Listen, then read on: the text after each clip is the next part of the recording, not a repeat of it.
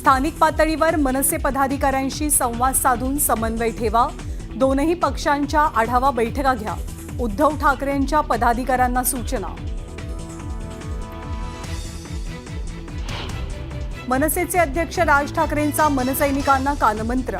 निवडणुकीच्या तयारीला लागा. मतदार याद्या वारंवार चाळा. राज ठाकरेंच्या सूचना.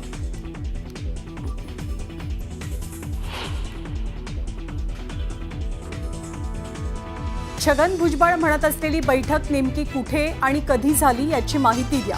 सुप्रिया सुळेंचं छगन भुजबळांना आव्हान. तर आंतरवालीमधील दगडफेकीपूर्वी बैठका झाल्या. बैठकांमध्ये पवारांचे आमदार होते. भुजबळांनी केलेला दावा. पडळकरांच्या वक्तव्याशी सहमत नाही. मुख्यमंत्री देवेंद्र फडणवीसांची प्रतिक्रिया.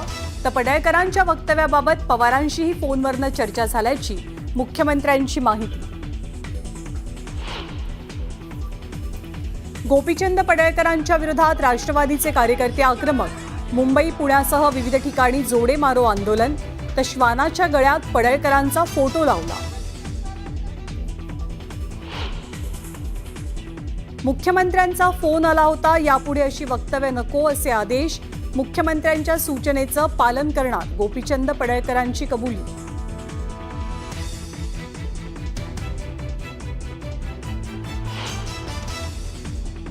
म्हणून निषेध करतो. त्यांनी सांभाळून बोलावं, नाहीतर हा शिवसैनिक घरात घुसून मारल्याशिवाय राहणार नाही याची त्यांनी काळजी घ्यावी. शिवसेनेचे आमदार राजेश मोरेंची संजय राऊतांना धमकी. आनंद दिघेंबाबत केलेल्या वक्तव्यानंतर राऊतांना धमकी. तर दम असेल तर मोरेंनी मारून दाखवावं. दानवेंचा पलटवार. लाडक्या बहिणींना ई-केवायसी बंधनकारक. आजपासून पुढच्या 2 महिन्यांच्या आत ई-केवायसी प्रक्रिया पूर्ण करावी. महिला आणि बालकल्याण मंत्री अदिती तटकरेंचं आवाहन. मुंबई अहमदाबाद महामार्गावर वाहतूक कोंडीमुळे 1.5 वर्षांच्या चिमुकल्याचा मृत्यू. तब्बल 5 तास वाहतूक कोंडीत अडकली होती रुग्णवाहिका.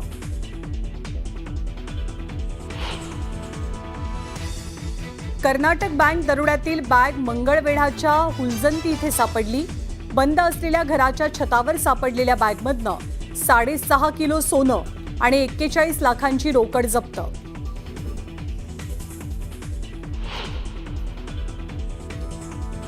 आणि सोलापूरकरांची अनेक वर्षांपासूनची प्रतीक्षा अखेर पूर्ण होणार.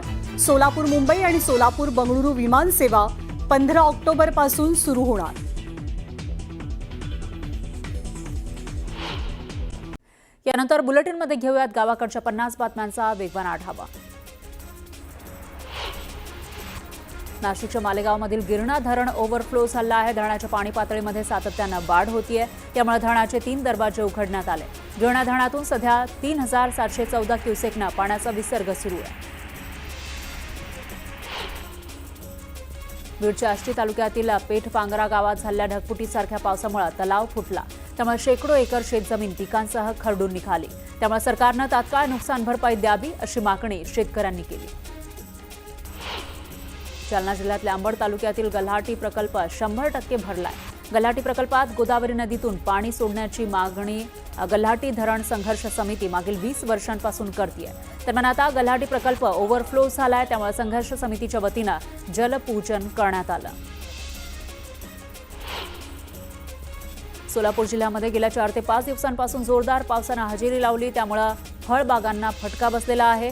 13 एकरच्या द्राक्ष बागेत पाणीच पाणी झालं. त्यामुळे मोठं नुकसान झालंय.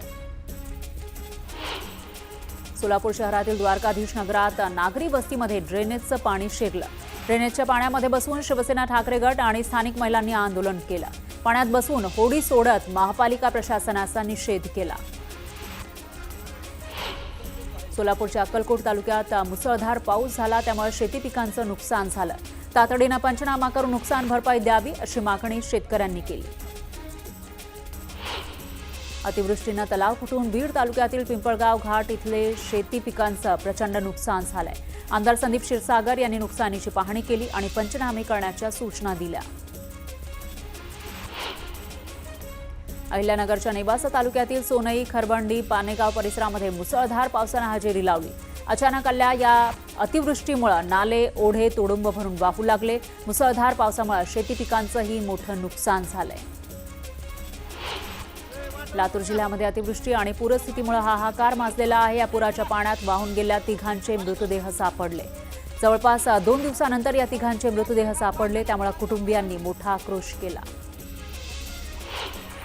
बुलढाण्याच्या नांदुरा तालुक्यामध्ये औधा गावाला जोडणाऱ्या नदीच्या पुलावरून पुराचं पाणी वाहत आहे, त्यामुळे तालुक्याशी संपर्क तुटला होता. दरम्यान प्राथमिक आरोग्य केंद्राचे डॉक्टर श्याम चंदनगोळे, आरोग्य सेवक संजय सातव यांनी स्वतःचा जीव धोक्यात घालत औधा गावात पोहोचून गावकऱ्यांना आरोग्य सेवा पुरवली. धाराशिवच्या भूम तालुक्यातील सावळेवाडीचा पाझर तलाव फुटला. तलाव फुटल्यामुळे मोठ्या प्रमाणामध्ये शेतीमध्ये पाणी शिरलं, त्यामुळे 150 एकरवरील शेतीला फटका बसला. शेती खरडून निघाली. शेतीची अवस्था पाहून शेतकऱ्यांना अश्रू अनावर झाले. अतिवृष्टी आणि पुरामुळे नुकसान झालेल्या शेतकऱ्यांना नदीत उडी घेऊन आत्महत्येचा प्रयत्न केला. काल व्हिडिओ करत संतोष कदम या शेतकऱ्यांना आत्महत्येचा इशारा दिला होता आणि आज आत्महत्येचा प्रयत्न केला. दरम्यान गावकऱ्यांनी या शेतकऱ्याचे प्राण वाचवले. वाशिम जिल्ह्यातील जवळका गाव ते रेल्वे स्टेशनला जोडणाऱ्या मार्गावर मोठ्या प्रमाणामध्ये खड्ड्यांचं साम्राज्य पसरलंय, त्यामुळे वाहनधारकांसह नागरिकांना नाहक त्रास सहन करावा लागतोय. तातडीनं रस्ता दुरुस्त करावा अशी मागणी करण्यात आली आहे, अन्यथा तीव्र आंदोलन करण्याचा इशारा देण्यात आलाय. अमरावतीच्या तिवसामध्ये पतीसोबतच्या वादातून महिलेनं पोटच्या मुलाला नदीत फेकण्याचा प्रयत्न केला. वेळीच नागरिकांनी आणि पोलिसांनी हस्तक्षेप केला, त्यामुळे अनर्थ टळला. परभणी शहरामध्ये ठिकठिकाणी कचऱ्याचं साम्राज्य पसरलेलं आहे, यामुळे नागरिकांच्या आरोग्याला धोका निर्माण झालाय. तातडीनं कचरा स्वच्छ करण्याची मागणी इथल्या लोकांनी केली. जळगावच्या चोपडा तालुक्यामध्ये 5 इलेक्ट्रिक बसचं आमदार चंद्रकांत सोनवणे आणि माजी आमदार लता सोनवणे यांच्या हस्ते लोकार्पण करण्यात आलं. आमदार चंद्रकांत सोनवणे यांच्या प्रयत्नानं चोपडा बस आगाराला आतापर्यंत 20 बस मिळाल्या. वाशिम जिल्ह्यातील कारंजा लाड तालुक्यातील बेंबळा प्रकल्प परिसरामध्ये शेतकऱ्यांना गेल्या 20 वर्षांपासून शेतात जाण्यासाठी रस्ता नाही. त्रस्त झालेल्या शेतकऱ्यांनी थेट अमरावती विभागीय आयुक्त कार्यालयासमोर आंदोलन सुरू केलं. आम्हाला शेती करण्यासाठी रस्ता कधी मिळेल असा प्रश्न यावेळी शेतकऱ्यांनी विचारला. हिंगणघाटच्या उपजिल्हा रुग्णालयामध्ये आठवडाभरापासून पाण्याचा ठणठणाट आहे. प्रसूती विभागातील महिलांसह रुग्ण नातेवाईकांची पाण्याअभावी परबड होतीये, त्यामुळे सर्वांनाच बाटलीबंद पाण्याचा आधार घ्यावा लागतोय. सांगलीच्या जत तालुक्यातील नदी ओढे नाल्यांवरील पुलांची उंची वाढवा अशी मागणी सामाजिक कार्यकर्ते तुकाराम बाबा महाराज यांनी केली आहे. पुलांची उंची वाढवा अन्यथा तालुक्यामध्ये रास्ता रोको आंदोलन करू असा इशारा तुकाराम बाबा महाराज यांनी दिला. वागदर्डी धरणातून मनमाड शहराला पाणी पुरवठा करणारी मुख्य जलवाहिनी फुटली, त्यामुळे मोठ्या प्रमाणामध्ये पाणी वाया जात आहे. पाईपलाईन फुटल्यानं शहरातील पाणी पुरवठा ठप्प झालाय. नव्यानं तयार झालेल्या सांगली पेठ महामार्गावरून शेतकरी संघटनेचे नेते रघुनाथ पाटील यांनी आंदोलनाचा इशारा दिला. महामार्ग बनवता असताना बेकायदेशीर टोलनाका आणि भूसंपादन करण्याचा घाट घातला जातोय.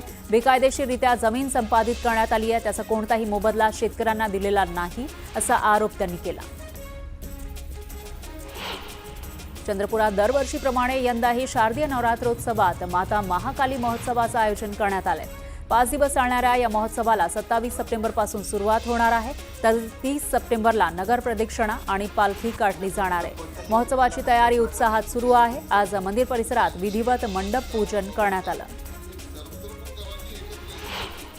चीनमध्ये झालेल्या एशियन रग्बी स्पर्धेत 18 वर्षांखालील गटामध्ये भारताकडून खेळणाऱ्या प्रणव विलास गावित याची वाघाळे इथं गावकऱ्यांच्या वतीनं मिरवणूक काढण्यात आली आणि सत्कार करण्यात आला. सर्व स्तरातून त्याचं कौतुक होतंय. पुण्यामध्ये आज वैद्यकीय शिक्षण संशोधन आणि आयुष सरळ सेवा भरती परीक्षेचा पेपर होता, मात्र विद्यार्थ्यांना 2 ते 3 मिनिटं उशीर झाला, त्यामुळे उमेदवारांना परीक्षा केंद्रात प्रवेश नाकारण्यात आला. पुण्यातील रामटेकडी इथल्या परीक्षा केंद्रावर हा प्रकार घडला. या प्रकारामुळे विद्यार्थी आणि पालकांनी नाराजी व्यक्त केली. एसटीमधून आरक्षण द्यावं यासाठी वंजारी समाज आक्रमक झालाय. राज्य सरकार समाजाकडे दुर्लक्ष करत असल्याची खंत वंजारी समाजानं व्यक्त केली. चंद्रपूर जिल्ह्यातील राजुरा विधानसभा मतदारसंघात बोगस मतदार नोंदणीचा मोठा प्रयत्न प्रशासनाच्या सतर्कतेमुळे हाणून पाडण्यात आला. कमी कालावधीमध्ये मोठ्या संख्येनं ऑनलाईन अर्ज दाखल झाले. त्यानंतर मतदार नोंदणी अधिकाऱ्यांनी तात्काळ पावलं उचलली आणि चौकशीमध्ये तब्बल 6,861 अर्ज बोगस असल्याचं स्पष्ट झालं. मनमाड बाजार कृषी उत्पन्न समितीच्या संचालक मंडळाच्या हलगर्जीपणाचा शेतकऱ्यांना फटका बसतोय. लिलावाच्या ठिकाणी शेड नाही, त्यामुळे पावसात कांदा, मका यासह इतर शेतमाल भिजून खराब होतोय. आधीच कांद्याला भाव नाही, त्यामध्ये कांद्यासह इतर शेतमाल भिजून खराब होत असल्यामुळे शेतकरी आणि व्यापारी संतप्त झाले. पुण्यामध्ये आयफोन 17 खरेदीसाठी नागरिकांनी मोठी गर्दी केली. कोपा मॉलमध्ये सुरू झालेल्या आयफोन स्टोअरमध्ये पुणेकरांनी खरेदीसाठी रांग लावली. जुन्या मुंबई पुणे महामार्गावरील अंडा पॉइंटजवळ बॅरिकेड्स लावण्यात आले. वाहन चालकांना स्पष्ट दिसण्यासाठी आणि अपघात टाळण्यासाठी वाहतूक पोलिसांनी हा निर्णय घेतला. गोंदिया जिल्ह्यातील काळीमाटी गावात ग्राम रोजगार सेवक निवड प्रक्रियेमध्ये गैरव्यवहार झाल्याचा आरोप करण्यात आलाय.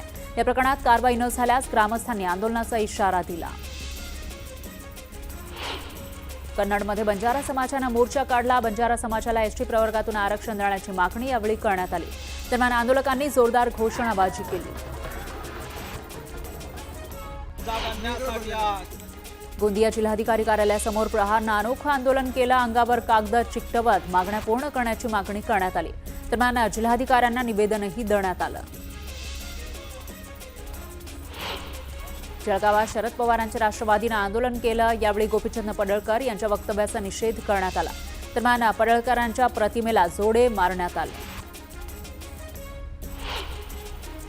बुलढाण्यामध्ये ठाकरेंच्या शिवसेनेनं आंदोलन केलं. यावेळी आंदोलकांनी नष्ट झालेल्या पिकांची झाडं उपविभागीय कार्यालयामध्ये आणली. तातडीनं पीक विमा द्यावा अशी मागणी करण्यात आली.